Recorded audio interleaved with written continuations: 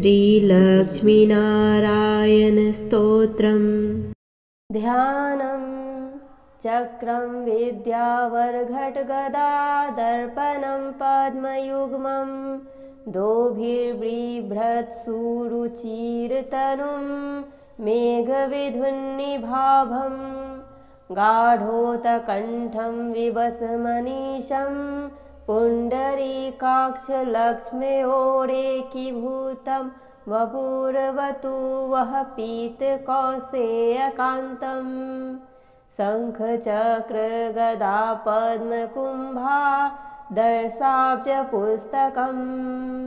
बिभ्रतं मेघचपलवर्णं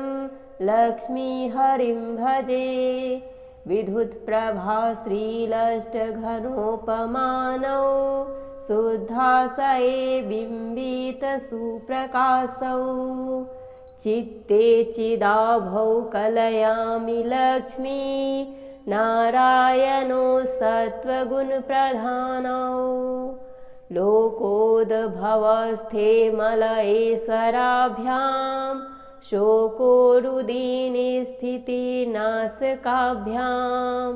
नित्यं युवाभ्यां नतिरस्तु लक्ष्मीनारायणाभ्यां जगतः पितृभ्यां सम्पत्सुखानन्दविधायकाभ्यां भक्तावनानारतदीक्षिताभ्यां नित्यं युवाभ्यां नतिरस्तु लक्ष्मीनारायणाभ्यां जगतः पितृभ्यां दृष्टवोपकारे गुरुतां च पञ्चविंशावतारान् सरसं दधद्भ्यां नित्यं युवाभ्यां नतिरस्तु लक्ष्मीनारायणाभ्यां जगतः पितृभ्यां क्षीराम्बुरास्यादिविराटभवाभ्यां नारं सदा पालयितुं पराभ्यां नित्यं युवाभ्यां नतिरस्तु लक्ष्मीनारायणाभ्यां जगतः पितृभ्यां दारिद्र्यदुःखस्थितिदारकाभ्यां दयैव दूरीकृतदुर्गतिभ्यां नित्यं युवाभ्यां नतिरस्तु लक्ष्मीनारायणाभ्यां जगतः पितृभ्यां भक्तव्रजाघौघविदारकाभ्यां सुयासयोदधूतरजस्तमोभ्यां नित्यं युवाभ्यां नतिरस्तु लक्ष्मीनारायणाभ्यां जगतः पितृभ्यां रक्तोत्पलाभ्राभवपूर्धराभ्यां पद्मारिशङ्खाब्जगदाधराभ्यां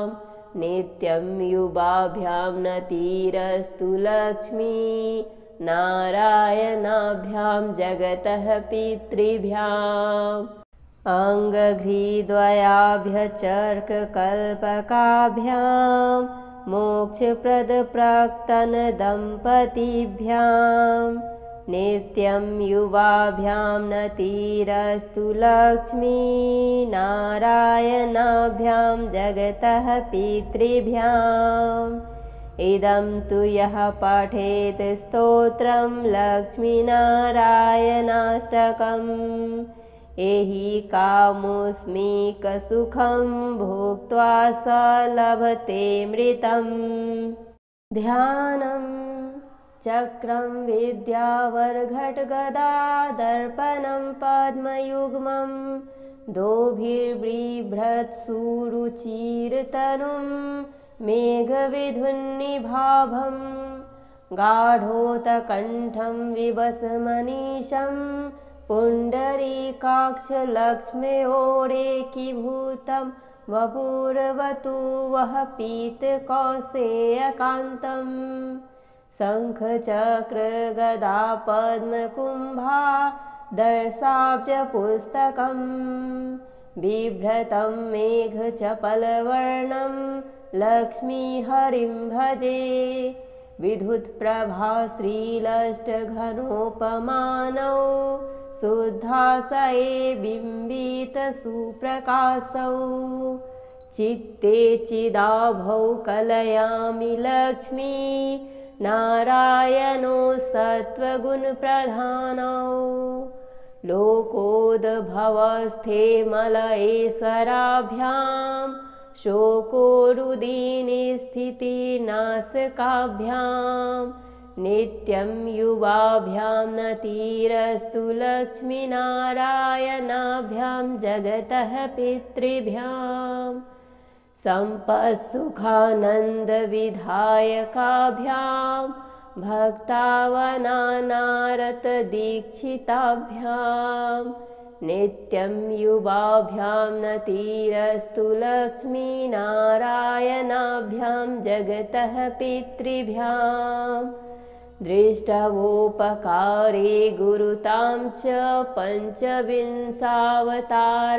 सरसं दधद्भ्यां नित्यं युवाभ्यां नतिरस्तु लक्ष्मीनारायणाभ्यां जगतः पितृभ्यां क्षीराम्बुरास्यादिविराटभवाभ्यां नारं सदा पालयितुं पराभ्यां नित्यं युवाभ्यां नतिरस्तु लक्ष्मीनारायणाभ्यां जगतः पितृभ्यां दारिद्र्यदुःखस्थितिदारकाभ्यां दयैव दूरीकृतदुर्गतिभ्यां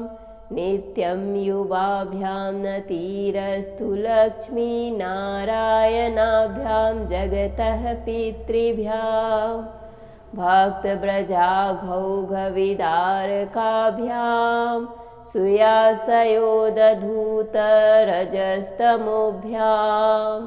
नित्यं युवाभ्यां नतिरस्तु लक्ष्मीनारायणाभ्यां जगतः पितृभ्यां रक्तोत्पलाभ्राभवपूर्धराभ्यां पद्मारिशङ्खाब्जगदाधराभ्यां नित्यं युवाभ्यां नतिरस्तु लक्ष्मीनारायणाभ्यां जगतः पितृभ्याम् अङ्घ्रिद्वयाभ्यचर्ककल्पकाभ्यां मोक्षप्रदप्राक्तनदम्पतिभ्यां नित्यं युवाभ्यां नतिरस्तु लक्ष्मीनारायणाभ्यां जगतः पितृभ्याम् इदं तु यः पठेत् स्तोत्रं लक्ष्मीनारायणाष्टकम् एहि कामोऽस्मिकसुखं भुक्त्वा स लभतेऽमृतम् ध्यानं चक्रं विद्यावरघटगदादर्पणं पद्मयुग्मं दोभिर्बिभ्रत्सुरुचिरतनुं मेघविधुन्निभाभं गाढोत्कण्ठं विवसमनीशं पुण्डरीकाक्षलक्ष्म्योरेकीभूतं वपुर्वतु वः पीतकौसेयकान्तं शङ्खचक्रगदापद्मकुम्भा दर्शाब्जपुस्तकं बिभ्रतं मेघचपलवर्णं लक्ष्मीहरिं भजे विद्युत्प्रभा श्रीलष्टघनोपमानौ शुद्धाशये बिम्बितसुप्रकाशौ चित्ते चिदाभौ कलयामि लक्ष्मी नारायणो सत्त्वगुणप्रधानौ लोकोद्भवस्थे मलयेश्वराभ्यां शोकोरुदीनिस्थितिनाशकाभ्यां नित्यं युवाभ्यां नतिरस्तु लक्ष्मीनारायणाभ्यां जगतः पितृभ्यां सम्पत्सुखानन्दविधायकाभ्यां भक्तावनानारतदीक्षिताभ्यां नित्यं युवाभ्यां नतिरस्तु लक्ष्मीनारायणाभ्यां जगतः पितृभ्यां दृष्टवोपकारे गुरुतां च पञ्चविंशावतारान् सरसं दधद्भ्यां नित्यं युवाभ्यां नतिरस्तु लक्ष्मीनारायणाभ्यां जगतः पितृभ्यां क्षीराम्बुरास्यादिविराटभवाभ्यां नारं सदा पालयितुं पराभ्यां नित्यं युवाभ्यां नतिरस्तु लक्ष्मीनारायणाभ्यां जगतः पितृभ्यां दारिद्र्यदुःखस्थितिदारकाभ्यां दयैव दूरीकृतदुर्गतिभ्यां नित्यं युवाभ्यां नतिरस्तु लक्ष्मीनारायणाभ्यां जगतः पितृभ्यां भक्तव्रजाघौघविदारकाभ्यां सुयासयोदधूतरजस्तमोभ्यां नित्यं युवाभ्यां नतिरस्तु लक्ष्मीनारायणाभ्यां जगतः पितृभ्यां रक्तोत्पलाभ्राभवपूर्धराभ्यां पद्मारिशङ्खाब्जगदाधराभ्यां नित्यं युवाभ्यां नतिरस्तु लक्ष्मीनारायणाभ्यां जगतः पितृभ्याम् अङ्घ्रिद्वयाभ्यचर्ककल्पकाभ्यां मोक्षप्रदप्राक्तनदम्पतिभ्यां नित्यं युवाभ्यां नतिरस्तु लक्ष्मीनारायणाभ्यां जगतः पितृभ्याम् इदं तु यः पठेत् स्तोत्रं लक्ष्मीनारायणाष्टकम् एहि कामोऽस्मिकसुखं भोक्त्वा स लभतेऽमृतम् ध्यानं चक्रं विद्यावरघटगदादर्पणं पद्मयुग्मं दोभिर्बिभ्रत्सुरुचिरतनुं मेघविधुन्निभाभं गाढोत्कण्ठं विवसमनीशं पुण्डरीकाक्षलक्ष्म्योरेकीभूतं वपुर्वतु वः पीतकौसेयकान्तम्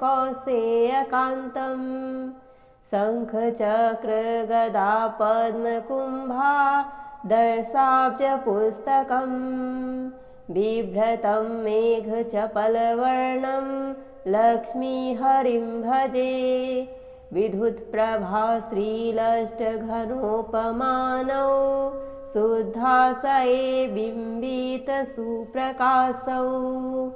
चित्ते चिदाभौ कलयामि लक्ष्मी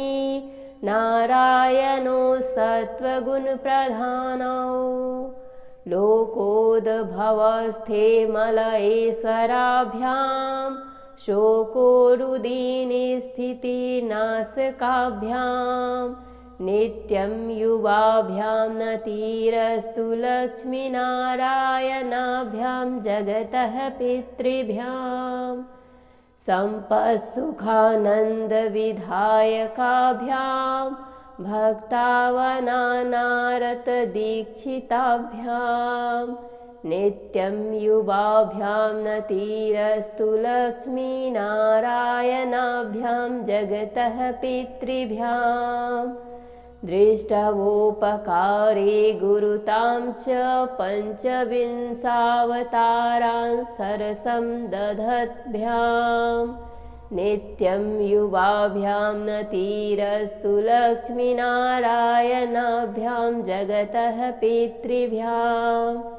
क्षीराम्बुरास्यादिविराटभवाभ्यां नारं सदा पालयितुं पराभ्यां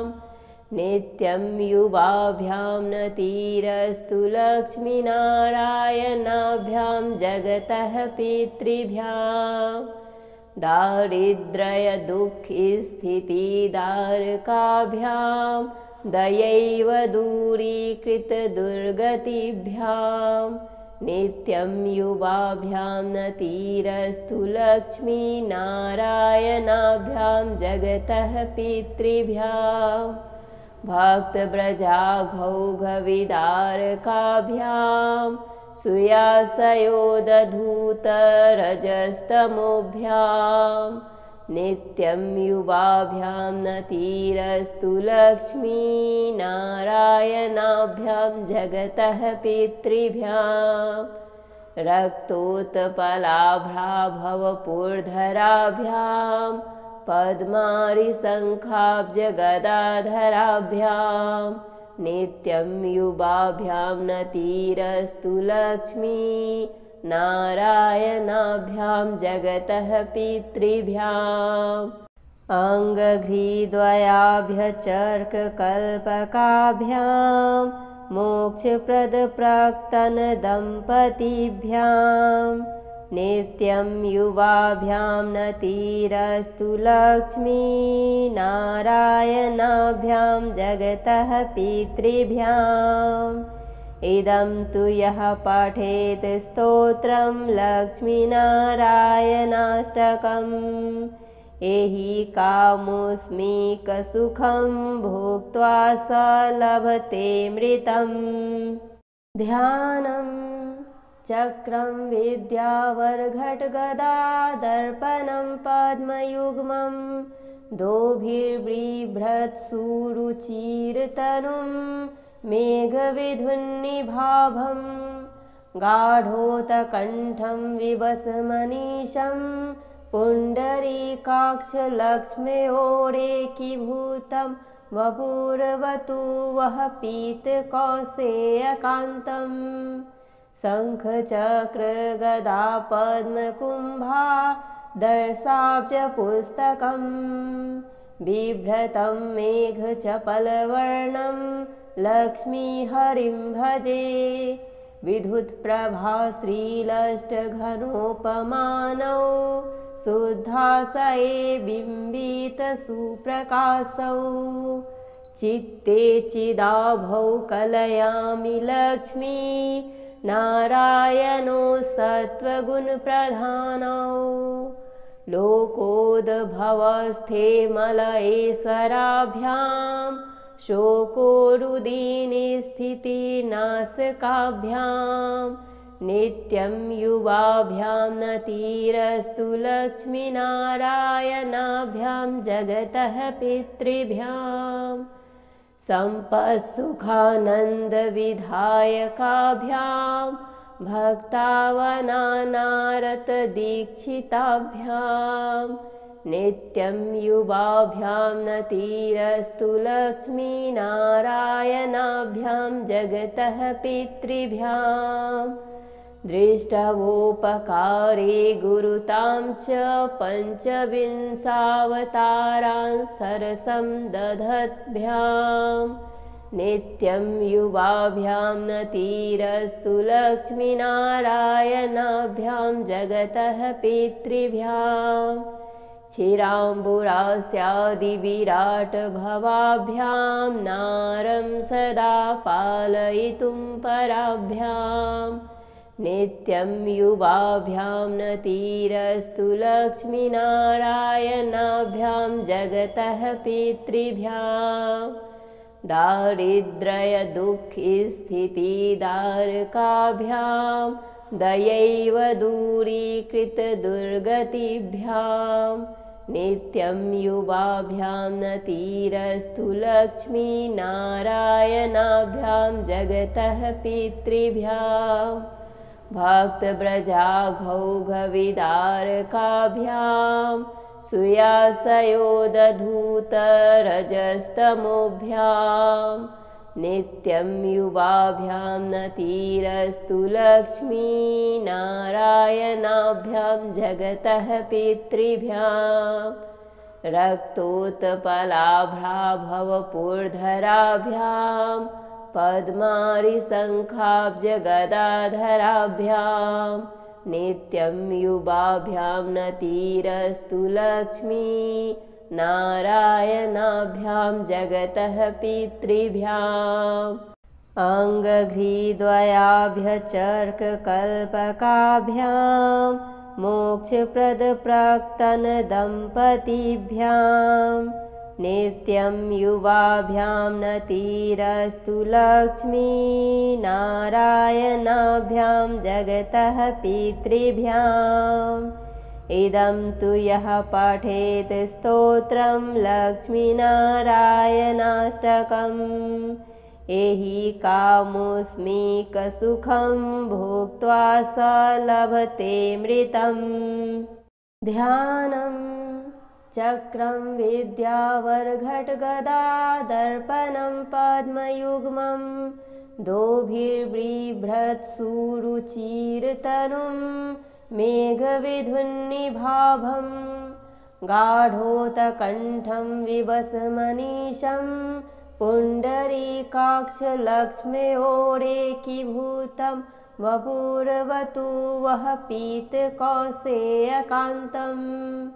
शङ्खचक्रगदापद्मकुम्भा दर्शाब्जपुस्तकं बिभ्रतं मेघचपलवर्णं लक्ष्मीहरिं भजे विद्युत्प्रभा श्रीलष्टघनोपमानौ शुद्धाशये बिम्बितसुप्रकाशौ चित्ते चिदाभौ कलयामि लक्ष्मी नारायणो सत्त्वगुणप्रधानौ लोकोद्भवस्थे मलयेश्वराभ्यां शोकोरुदीनिस्थितिनाशकाभ्यां नित्यं युवाभ्यां नतिरस्तु लक्ष्मीनारायणाभ्यां जगतः पितृभ्याम् सम्पत्सुखानन्दविधायकाभ्यां भक्तावनानारतदीक्षिताभ्यां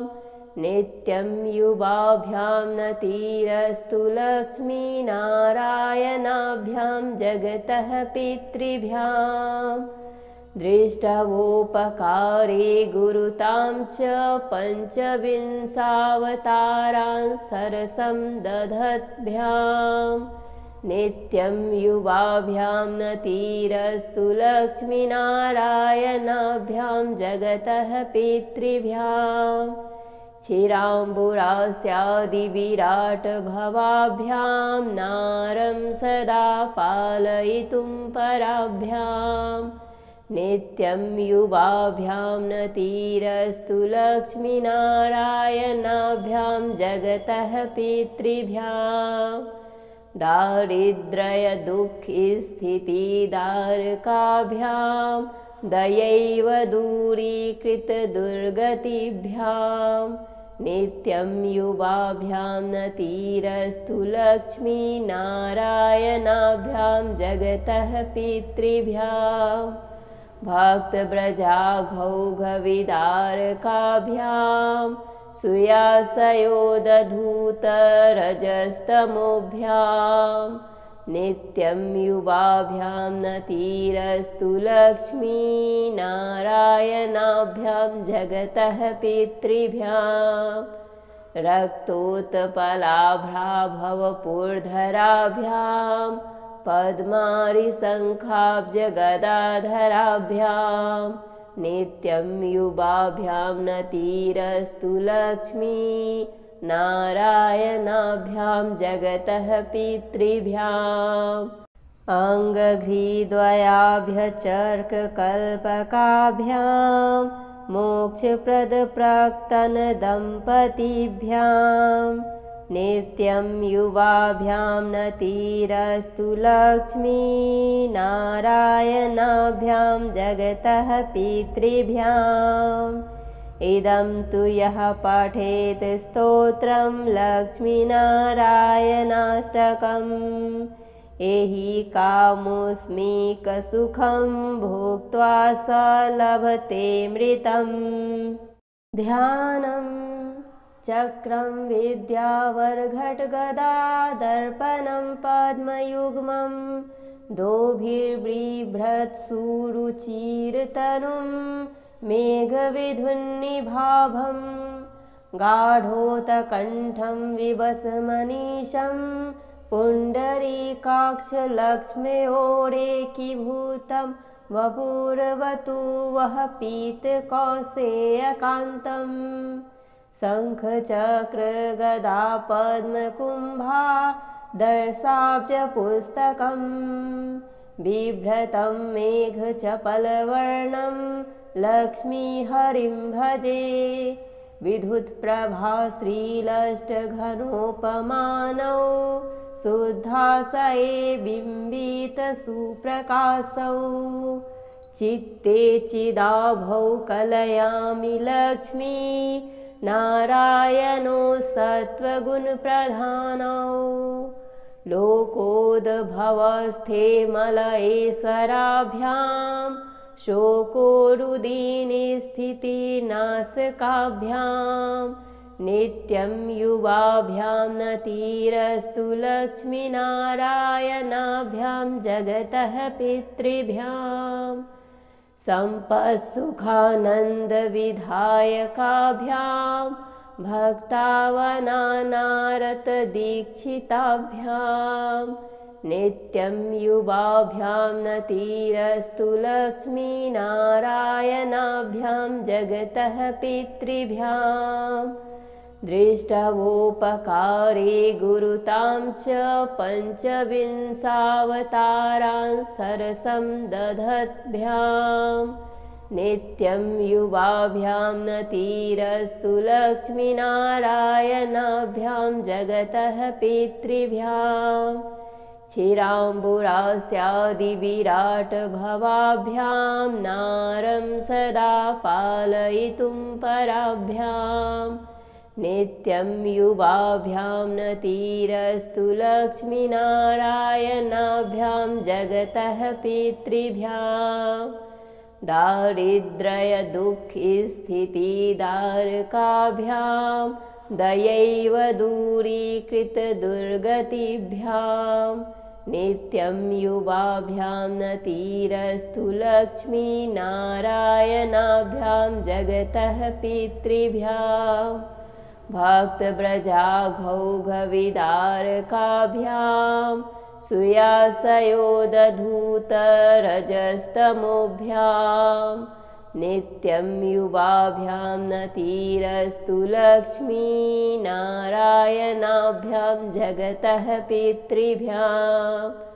रक्तोत्पलाभ्राभवपुर्धराभ्यां पद्मारिशङ्खाब्जगदाधराभ्यां नित्यं युवाभ्यां नतिरस्तु लक्ष्मीनारायणाभ्यां जगतः पितृभ्याम् अङ्घ्रिद्वयाभ्यचर्ककल्पकाभ्यां मोक्षप्रदप्राक्तनदम्पतिभ्यां नित्यं युवाभ्यां नतिरस्तु लक्ष्मीनारायणाभ्यां जगतः पितृभ्याम् इदं तु यः पठेत् स्तोत्रं लक्ष्मीनारायणाष्टकम् एहि कामोऽस्मिकसुखं भुक्त्वा स लभतेऽमृतम् ध्यानम् चक्रं विद्यावरघटगदा दर्पणं पद्मयुग्मं दोभिर्बिभ्रत्सुरुचिरतनुं मेघविधुन्निभाभं गाढोत्कण्ठं विवसमनीशं पुण्डरीकाक्षलक्ष्म्योरेकीभूतं वपुर्वतु वः पीतकौसेयकान्तं शङ्खचक्रगदा पद्मकुम्भा दर्शाब्जपुस्तकं बिभ्रतं मेघचपलवर्णं लक्ष्मीहरिं भजे विद्युत्प्रभा श्रीलष्टघनोपमानौ शुद्धाशये बिम्बितसुप्रकाशौ चित्ते चिदाभौ कलयामि लक्ष्मी नारायणो सत्त्वगुणप्रधानौ लोकोद्भवस्थे मलयेश्वराभ्यां शोकोरुदीनिस्थितिनाशकाभ्यां नित्यं युवाभ्यां नतिरस्तु लक्ष्मीनारायणाभ्यां जगतः पितृभ्यां सम्पत्सुखानन्दविधायकाभ्यां भक्तावनानारतदीक्षिताभ्यां नित्यं युवाभ्यां नतिरस्तु लक्ष्मीनारायणाभ्यां जगतः पितृभ्यां दृष्टवोपकारे गुरुतां च पञ्चविंशावतारान् सरसं दधद्भ्यां नित्यं युवाभ्यां नतिरस्तु लक्ष्मीनारायणाभ्यां जगतः पितृभ्यां क्षीराम्बुरास्यादिविराटभवाभ्यां नारं सदा पालयितुं पराभ्यां नित्यं युवाभ्यां नतिरस्तु लक्ष्मीनारायणाभ्यां जगतः पितृभ्यां दारिद्र्यदुःखस्थितिदारकाभ्यां दयैव दूरीकृतदुर्गतिभ्यां नित्यं युवाभ्यां नतिरस्तु लक्ष्मीनारायणाभ्यां जगतः पितृभ्यां भक्तव्रजाघौघविदारकाभ्यां सुयासयोदधूतरजस्तमोभ्यां नित्यं युवाभ्यां नतिरस्तु लक्ष्मीनारायणाभ्यां जगतः पितृभ्यां रक्तोत्पलाभ्राभवपूर्धराभ्यां पद्मारिशङ्खाब्जगदाधराभ्यां नित्यं युवाभ्यां नतिरस्तु लक्ष्मीनारायणाभ्यां जगतः पितृभ्याम् अङ्घ्रिद्वयाभ्यचर्ककल्पकाभ्यां मोक्षप्रदप्राक्तनदम्पतिभ्यां नित्यं युवाभ्यां नतिरस्तु लक्ष्मीनारायणाभ्यां जगतः पितृभ्याम् इदं तु यः पठेत् स्तोत्रं लक्ष्मीनारायणाष्टकम् एहि कामोऽस्मिकसुखं भुक्त्वा स लभतेऽमृतम् ध्यानम् चक्रं विद्यावरघटगदादर्पणं पद्मयुग्मं दोभिर्बिभ्रत्सुरुचिरतनुं मेघविधुन्निभाभं गाढोत्कण्ठं विवसमनीशं पुण्डरीकाक्षलक्ष्म्योरेकीभूतं वपुर्वतु वः पीतकौसेयकान्तम् शङ्खचक्रगदा पद्मकुम्भा दर्शाब्जपुस्तकं बिभ्रतं मेघचपलवर्णं लक्ष्मीहरिं भजे विद्युत्प्रभा श्रीलष्टघनोपमानौ शुद्धाशये बिम्बितसुप्रकाशौ चित्ते चिदाभौ कलयामि लक्ष्मी नारायणो सत्त्वगुणप्रधानौ लोकोद्भवस्थे मलयेश्वराभ्यां शोकोरुदीनिस्थितिनाशकाभ्यां नित्यं युवाभ्यां नतिरस्तु लक्ष्मीनारायणाभ्यां जगतः पितृभ्यां सम्पत्सुखानन्दविधायकाभ्यां भक्तावनानारतदीक्षिताभ्यां नित्यं युवाभ्यां नतिरस्तु लक्ष्मीनारायणाभ्यां जगतः पितृभ्यां दृष्टवोपकारे गुरुतां च पञ्चविंशावतारान् सरसं दधद्भ्याम् नित्यं युवाभ्यां नतीरस्तु लक्ष्मीनारायणाभ्यां जगतः पितृभ्याम्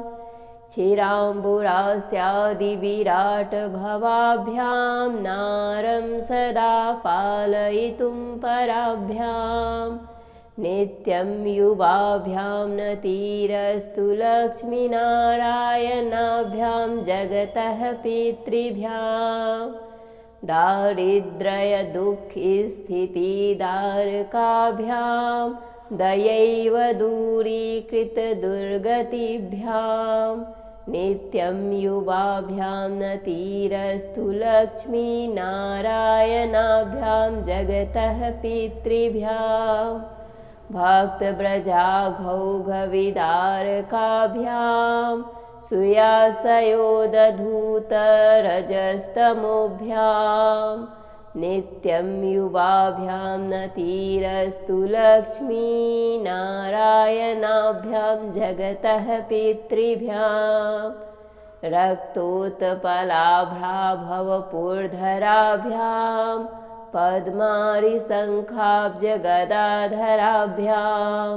नित्यं युवाभ्यां नतीरस्तु लक्ष्मीनारायणाभ्यां जगतः पितृभ्याम् अङ्घ्रिद्वयाभ्यचर्ककल्पकाभ्यां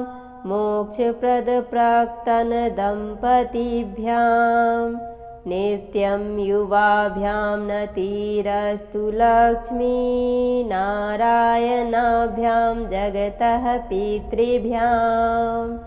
इदं तु यः पठेत् स्तोत्रं लक्ष्मीनारायणाष्टकम् एहि कामोऽस्मिकसुखं भोक्त्वा स लभतेऽमृतम् ध्यानम् चक्रं विद्यावरघटगदादर्पणं पद्मयुग्मं दोभिर्बिभ्रत्सुरुचिरतनुं मेघविधुन्निभाभं गाढोत्कण्ठं विवसमनीशं पुण्डरीकाक्षलक्ष्म्योरेकीभूतं वपुर्वतु वः पीतकौसेयकान्तम् शङ्खचक्रगदा पद्मकुम्भा दर्शाब्जपुस्तकं बिभ्रतं मेघचपलवर्णं लक्ष्मीहरिं भजे विद्युत्प्रभा श्रीलष्टघनोपमानौ शुद्धाशये बिम्बितसुप्रकाशौ चित्ते चिदाभौ कलयामि लक्ष्मी नारायणो सत्त्वगुणप्रधानौ लोकोद्भवस्थे मलयेश्वराभ्यां शोकोरुदीनिस्थितिनाशकाभ्यां नित्यं युवाभ्यां नतीरस्तु लक्ष्मीनारायणाभ्यां जगतः पितृभ्याम् सम्पत्सुखानन्दविधायकाभ्यां भक्तावनानारतदीक्षिताभ्यां नित्यं युवाभ्यां नतीरस्तु लक्ष्मीनारायणाभ्यां जगतः पितृभ्याम् दृष्टवोपकारे गुरुतां च पञ्चविंशावतारान् सरसं दधद्भ्याम् नित्यं युवाभ्यां नतीरस्तु लक्ष्मीनारायणाभ्यां जगतः पितृभ्याम् क्षीराम्बुरास्यादिविराटभवाभ्यां नारं सदा पालयितुं पराभ्याम् नित्यं युवाभ्यां नतीरस्तु लक्ष्मीनारायणाभ्यां जगतः पितृभ्याम् दारिद्र्यदुःखस्थितिदारकाभ्यां दयैव दूरीकृतदुर्गतिभ्यां नित्यं युवाभ्यां नतिरस्तु लक्ष्मीनारायणाभ्यां जगतः पितृभ्यां भक्तव्रजाघौघविदारकाभ्यां सुयासयोदधूतरजस्तमोभ्यां नित्यं युवाभ्यां नतिरस्तु लक्ष्मीनारायणाभ्यां जगतः पितृभ्यां रक्तोत्पलाभ्राभवपूर्धराभ्यां पद्मारिशङ्खाब्जगदाधराभ्यां नित्यं युवाभ्यां नतिरस्तु लक्ष्मीनारायणाभ्यां जगतः पितृभ्याम् अङ्घ्रिद्वयाभ्यचर्ककल्पकाभ्यां मोक्षप्रदप्राक्तनदम्पतिभ्यां नित्यं युवाभ्यां नतिरस्तु लक्ष्मीनारायणाभ्यां जगतः पितृभ्याम् इदं तु यः पठेत् स्तोत्रं लक्ष्मीनारायणाष्टकम् एहि कामोऽस्मिकसुखं भोक्त्वा स लभतेऽमृतम् ध्यानं चक्रं विद्यावरघटगदादर्पणं पद्मयुग्मं दोभिर्बिभ्रत्सुरुचिरतनुं मेघविधुन्निभाभं गाढोत्कण्ठं विवसमनीशं पुण्डरीकाक्षलक्ष्म्योरेकीभूतं वपुर्वतु वः पीतकौसेयकान्तं शङ्खचक्रगदापद्मकुम्भा दर्शाब्जपुस्तकं बिभ्रतं मेघचपलवर्णं लक्ष्मीहरिं भजे विद्युत्प्रभा श्रीलष्टघनोपमानौ शुद्धाशये बिम्बितसुप्रकाशौ चित्ते चिदाभौ कलयामि लक्ष्मी नारायणो सत्त्वगुणप्रधानौ लोकोद्भवस्थे मलयेश्वराभ्यां शोकोरुदीनिस्थितिनाशकाभ्यां नित्यं युवाभ्यां नतिरस्तु लक्ष्मीनारायणाभ्यां जगतः पितृभ्यां सम्पत्सुखानन्दविधायकाभ्यां भक्तावनानारतदीक्षिताभ्यां नित्यं युवाभ्यां नतिरस्तु लक्ष्मीनारायणाभ्यां जगतः पितृभ्यां दृष्टवोपकारे गुरुतां च पञ्चविंशावतारान् सरसं दधद्भ्यां नित्यं युवाभ्यां नतिरस्तु लक्ष्मीनारायणाभ्यां जगतः पितृभ्यां क्षीराम्बुरास्यादिविराटभवाभ्यां नारं सदा पालयितुं पराभ्यां नित्यं युवाभ्यां नतिरस्तु लक्ष्मीनारायणाभ्यां जगतः पितृभ्यां दारिद्र्यदुःखस्थितिदारकाभ्यां दयैव दूरीकृतदुर्गतिभ्यां नित्यं युवाभ्यां नतिरस्तु लक्ष्मीनारायणाभ्यां जगतः पितृभ्यां भक्तव्रजाघौघविदारकाभ्यां सुयासयोदधूतरजस्तमोभ्यां नित्यं युवाभ्यां नतिरस्तु लक्ष्मीनारायणाभ्यां जगतः पितृभ्यां रक्तोत्पलाभ्राभवपूर्धराभ्यां पद्मारिशङ्खाब्जगदाधराभ्यां नित्यं युवाभ्यां नतिरस्तु लक्ष्मीनारायणाभ्यां जगतः पितृभ्यां अङ्घ्रिद्वयाभ्यचर्ककल्पकाभ्यां मोक्षप्रदप्राक्तनदम्पतीभ्यां नित्यं युवाभ्यां नतिरस्तु लक्ष्मीनारायणाभ्यां जगतः पितृभ्याम् इदं तु यः पठेत् स्तोत्रं लक्ष्मीनारायणाष्टकम् एहि कामुष्मिकसुखं भुक्त्वा स लभतेऽमृतम्। इति श्रीकृष्णकृतं लक्ष्मीनारायणस्तोत्रं सम्पूर्णम्।